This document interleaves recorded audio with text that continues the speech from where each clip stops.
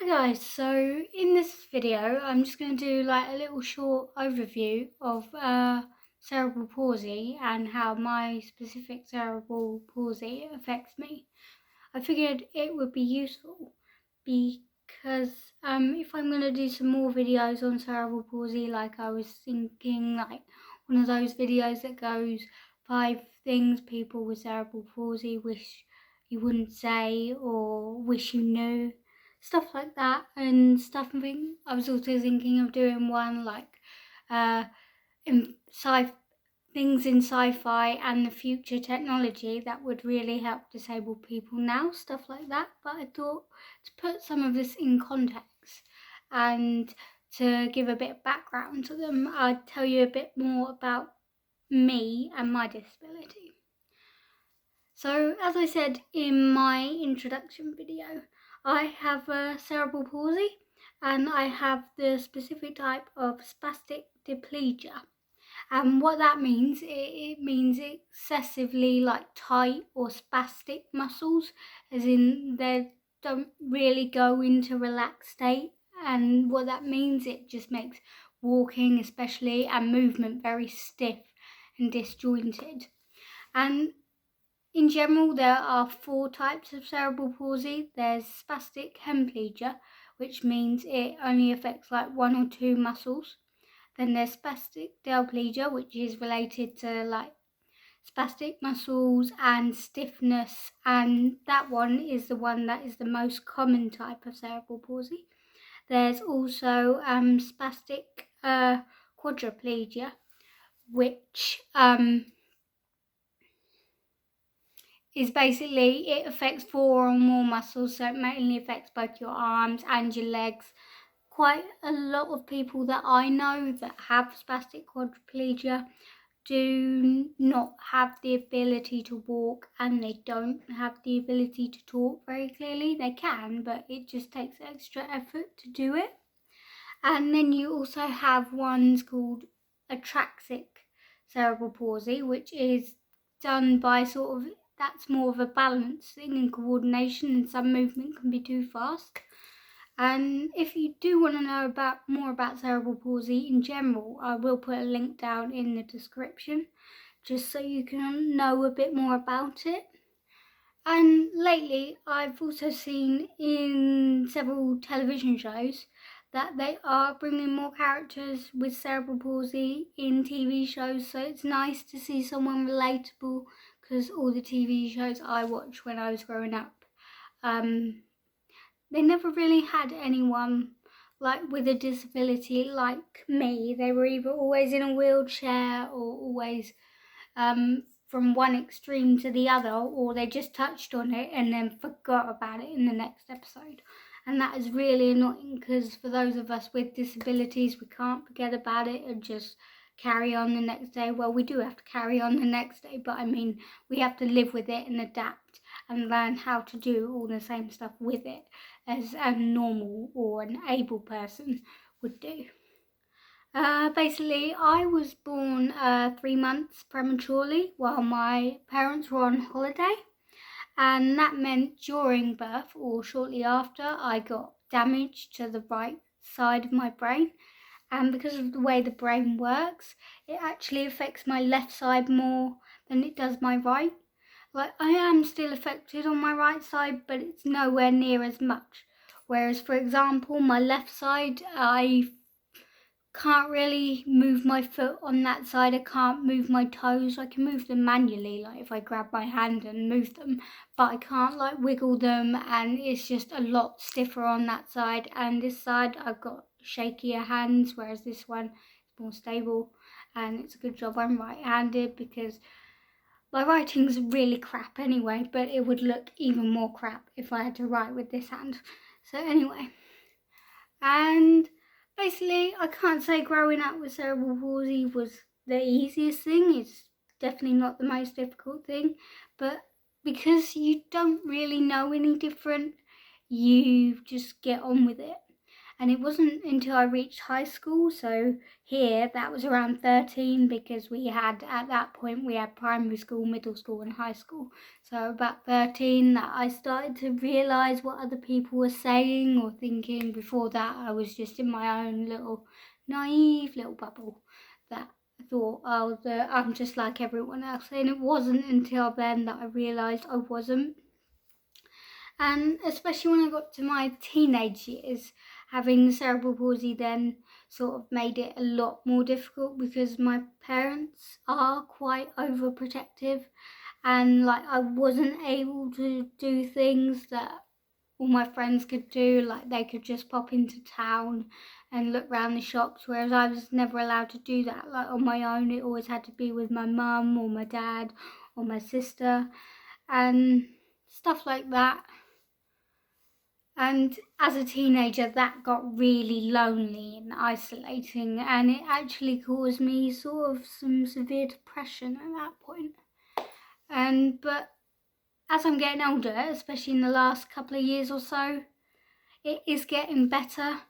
Like, it wasn't until I went to university, because I moved out and I was away from my parents, that I was able to really develop as a person, and not just me, April, but me, April, whose main thing is she has cerebral palsy, so she can't do that. This is just me, April. I'm this sort of weird little goth girl who sort of says weird things come out of her mouth, but she also has cerebral palsy, so she can't run after you.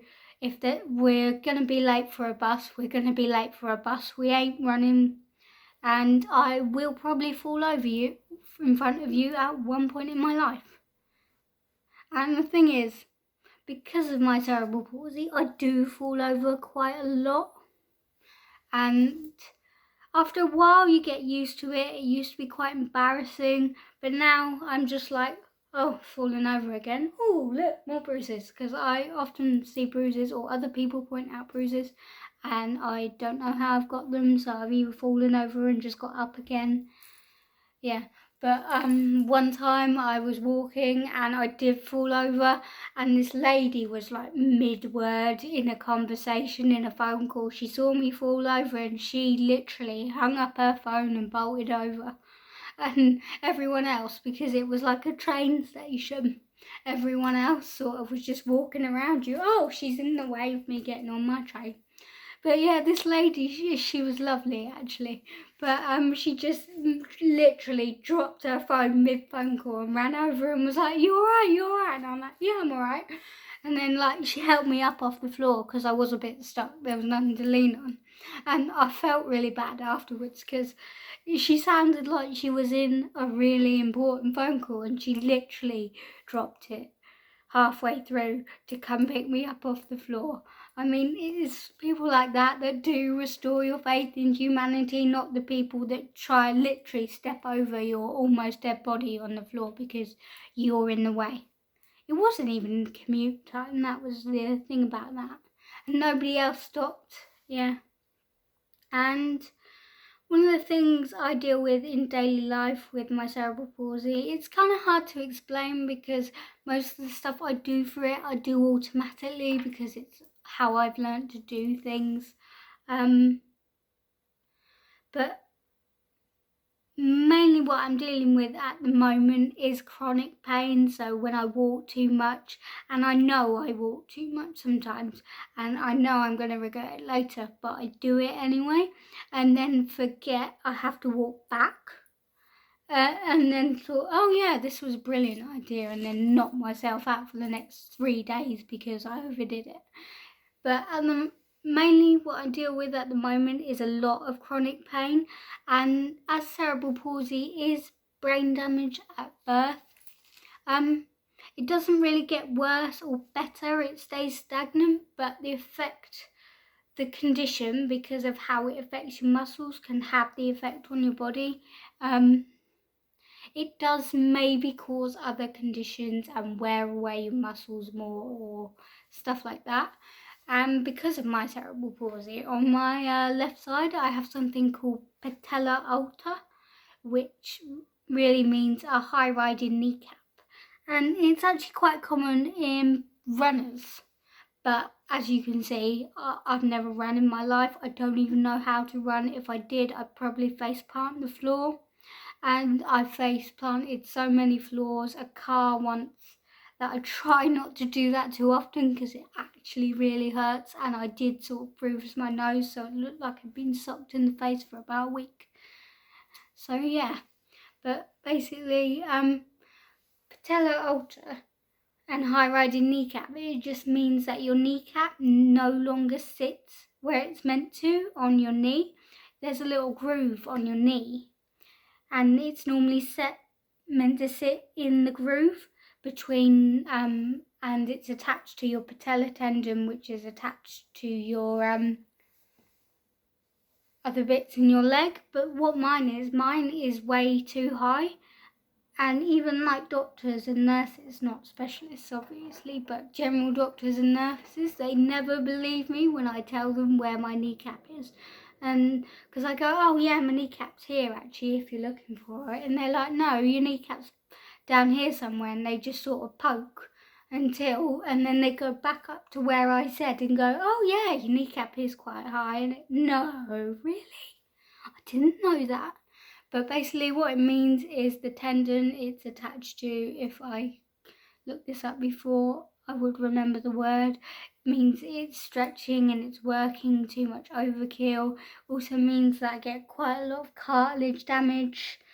And I'm waiting for surgery to move my kneecap back down. What they're actually going to do is shorten the patellar tendon. So instead of physically moving the kneecap, they'll shorten the tendon it's attached to.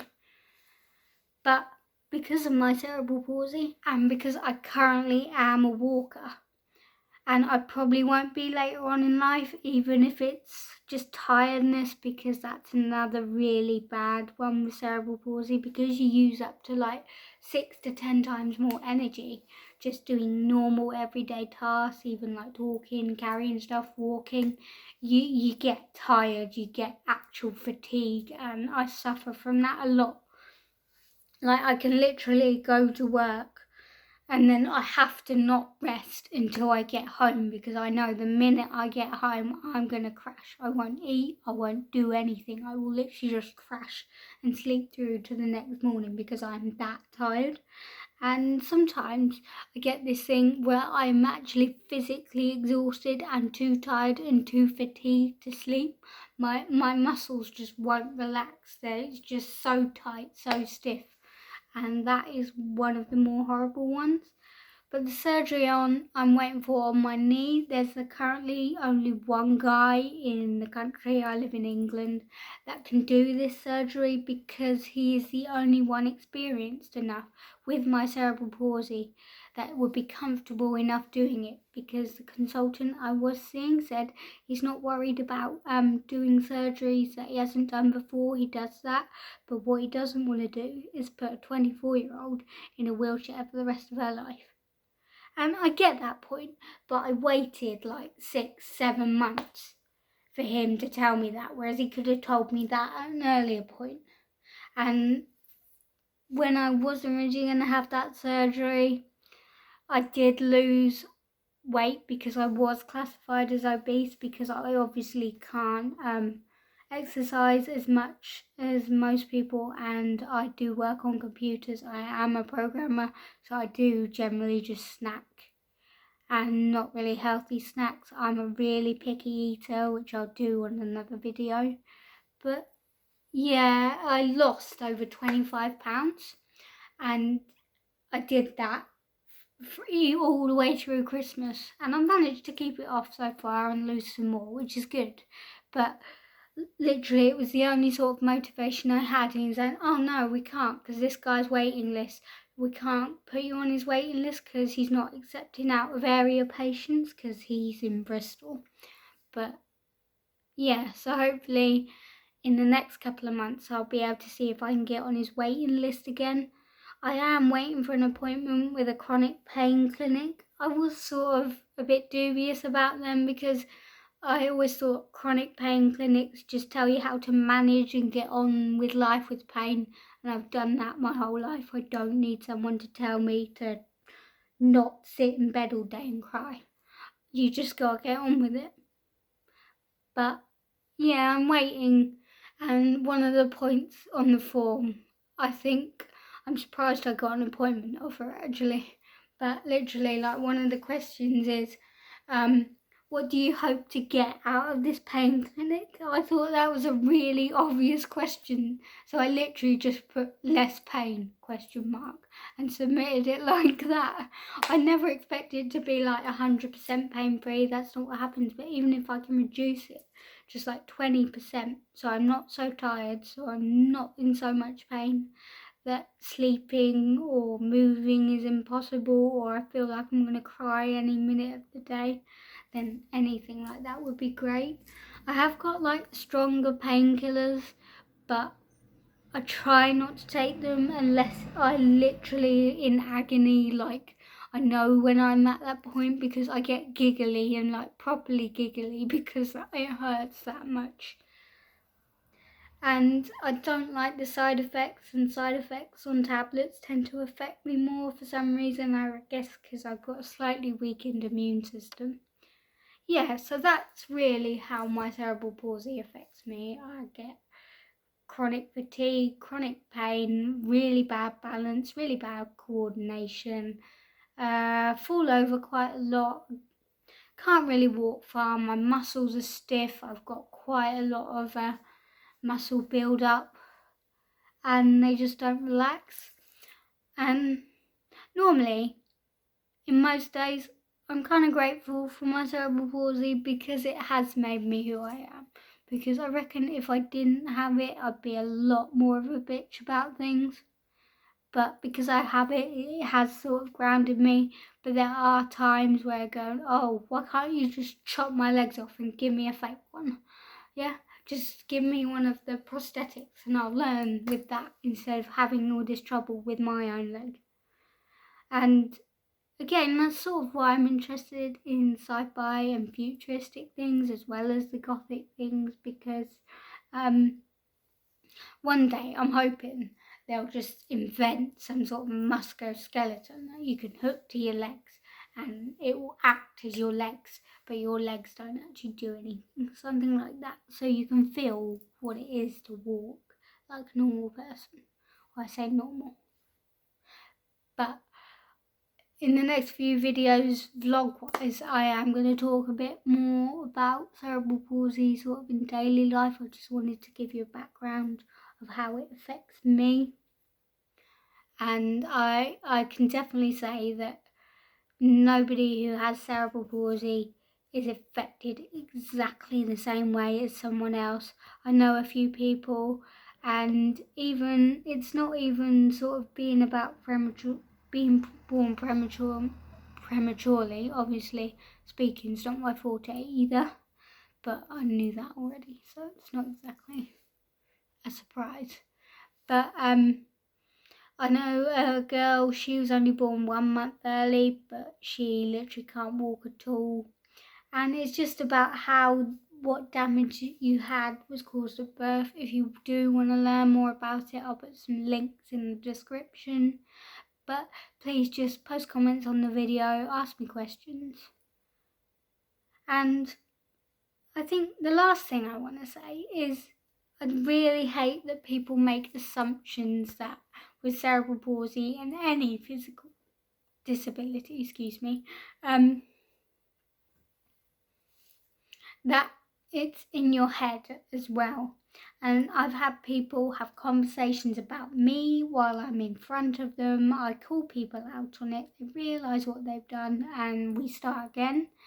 But like, people seem to always be surprised that I'm a web developer, I work with programming, I am a programmer. And sometimes I wonder whether that is because I'm a girl, but then I realise it's a lot more common these days, and some of the best programmers who have done some of the best things have been women. So I don't think it's that. I think it's just because they assume you're disabled, they assume you're not very clever. And to be fair, I'm not very clever. I know a few things about very specific things, normally specific useless things, but I also do know quite a bit about programming, the bits I enjoy anyway. If you ask me anything about networking, above protocols in terms of how they interact with web development, I'm going to glaze over because I did a Cisco qualification once and that literally bored the hell out of me, that I literally just like everything about it goes over my head. So I can do basic things. I know how to set up cloud-based services and networks, but anything beyond that, and I know how IPs and how all that works, but just anything beyond the basics is just, yeah. So I will be doing a few more videos like this because I am starting to really enjoy this, plus it gives me an excuse to put an effort in and look nice, because sometimes when my legs are hurting I don't leave the house for a few days and then I end up looking like crap. But doing this because I want to look nice on a video, it will give me an excuse to make sure I look okay to do them. And please don't worry if you're waiting for a sim video. There is currently one uploading now, but I have really crap internet speed upload and download, so it's going to take at least 3 hours to upload and then probably another hour to process once it's uploaded. But that's about that one's the third part of the Let's Play for Island Living. I've also got another one in the works, which is where I'm building a sort of island paradise based spa on Solani, on the little island where you've got the lot trait for the oceanic paradise. And for more vlog type videos for those who are interested, I'm probably going to do ones about 10 things people with like cerebral palsy or people with disabilities want you to know when you meet them, and sort of things that I'd like to exist from sci-fi, future and novels and fantasy that would help you in daily life, videos like that. And basically anything that takes my fancy.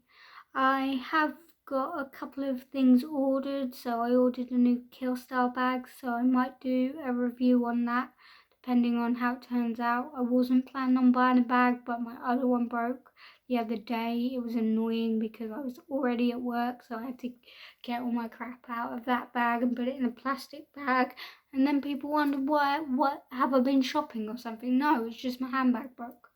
And because of how I carry things and I drop things, I'm very good at losing things. So yeah, I was just worried about that. But thanks for watching this video. I realise it's a bit all over the place, but I'm hoping my next few ones will be more scripted. But I just wanted to tell you a bit more about my cerebral palsy and how it affects me. See you in the next video.